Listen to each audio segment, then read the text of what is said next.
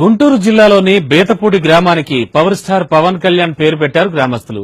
రాజధాని నిర్మాణానికి ప్రభుత్వం తమ భూములను లాక్కునేందుకు ప్రయత్నిస్తుండగా పవన్ కళ్యాణ్ తమకు అండగా నిలుచున్నాడని, అందుకే బర్త్డే కానుకగా అబ్దుల్ కలాం కాంస్య విగ్రహాన్ని కూడా ఏర్పాటు చేసి తమ విగ్రహానికి పవన్ కళ్యాణ్ నగర్ అని పేరు పెట్టుకున్నామన్నారు గ్రామస్తులు. దీనిపై ఇక మరిన్ని వివరాలు మా ప్రతినిధి శివ అందిస్తారు.